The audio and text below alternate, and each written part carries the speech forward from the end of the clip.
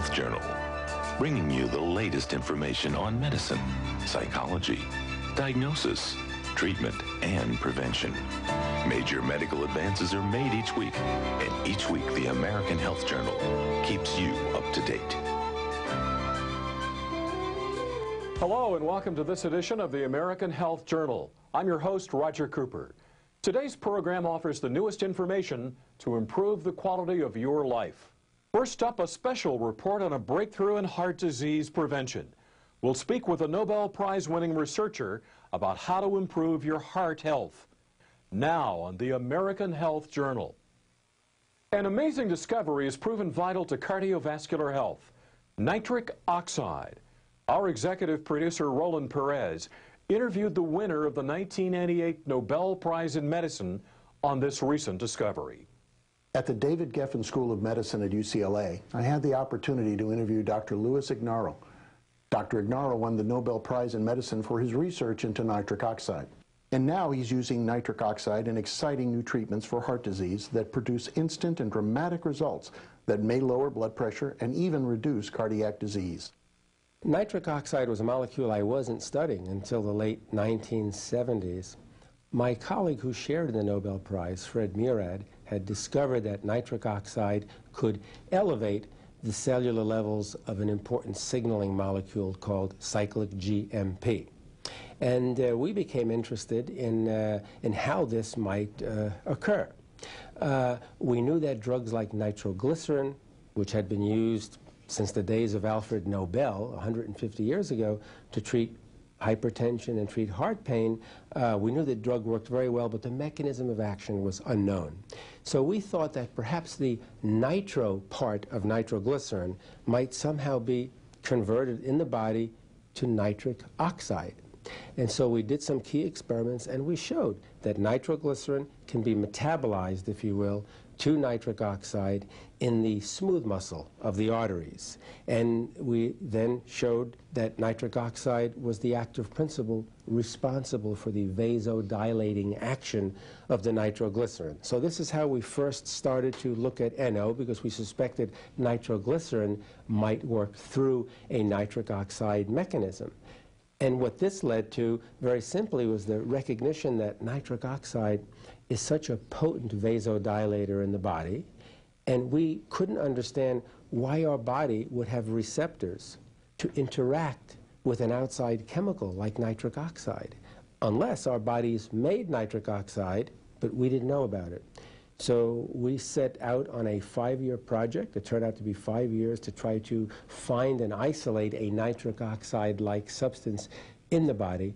And that's when we discovered that the arteries, the endothelial cells of the arteries, actually make nitric oxide, the same nitric oxide that's generated from nitroglycerin. Once we meaning the scientific community, appreciated the protective effects of nitric oxide in the cardiovascular system, the question asked was, well, how can we stimulate our own nitric oxide production? So many drug companies set off, and they're still working on this, trying to develop prescription drugs for stimulating nitric oxide production. But after understanding the way nitric oxide is produced in the body, we had the idea that we could get by with non-prescription drugs, amino acids, antioxidants, and so on, to stimulate the production of nitric oxide. And what we found was that simple amino acids like arginine and like citrulline, when combined with certain antioxidants like vitamin C and vitamin E, when all of these are taken together, they can markedly boost the production of nitric oxide and also stabilize the nitric oxide, preventing it from being inactivated by those oxygen radicals that I was telling you about. So this is one very simple way to stimulate one's own nitric oxide production. But there are other things one can do as well. For example, it's well appreciated in the past few years now that exercise is the body's principal way to increase nitric oxide production. When you're exercising, you have increased blood flow. Your heart is pumping the blood faster through the arteries. This increase in blood flow through the arteries stimulates nitric oxide production by the arteries, and there's a marked stimulation. So the more exercise you do for the longer period of time, the more of this protective nitric oxide you're generating. And then thirdly, diet. Diet is so important because now it's well known that a diet that's rich in fats and lower in protein promotes oxidative stress. Oxidative stress, which can lead to diabetes, can lead to obesity, and most importantly leads to a deficiency of nitric oxide. And then once that happens, you have all of the accompanying side effects of a deficiency of nitric oxide, like atherosclerosis, stroke, heart attack, and so on. I think that that kind of program would go a very, very long way to maintain cardiovascular protection and probably allow the person, enable the person to live a longer life. There's lots of long-term benefits available from nitric oxide therapy. We know quite a few of them today, and each month that goes by, there's a new publication about a new long-term benefit. The long-term benefits in the cardiovascular system are very, very important. One would be to prevent an increase in blood pressure, or to lower the blood pressure once it's abnormally elevated. In other words, to treat hypertension, okay, to lower the blood pressure. Also, another long-term benefit would be to protect against the incidence of stroke and myocardial infarction. One of the things nitric oxide does is it subtly interferes with blood clotting. It doesn't just prevent blood clotting if you have an injury, but it does prevent unwanted blood clotting. Unwanted meaning you don't want blood clots to occur in the coronary artery to cause a myocardial infarction, and you don't want clots to occur in the cerebral arteries, which would cause a stroke. So when you have a normal, healthy endothelial layer in the arteries, the nitric oxide that's made will protect against the development of stroke and against myocardial infarction. And another very important protective effect of nitric oxide is to protect against atherosclerosis, or coronary artery disease, or plaque formation in certain arteries of the body. So those are just three, to name a few.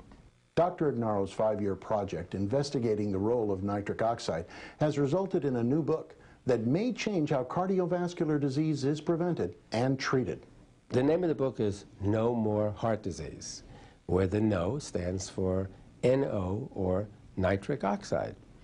And I think the name is a good one because if a person is going to embark on and stay on a nitric oxide therapy, I think that, which would be a lifelong process, one would have very significant protection against cardiovascular disease. But once an individual has serious cardiovascular disease, there's no question that embarking on nitric oxide therapy does begin to reverse the process. The blood pressure comes down, the cholesterol levels, LDL levels begin to come down, kidney function is restored, limb pain in diabetics disappears, and so on. So that's a restoration of function. So it's kind of a reversal. I'm not saying 100% reversal, but I'm saying it's a gradual reversal.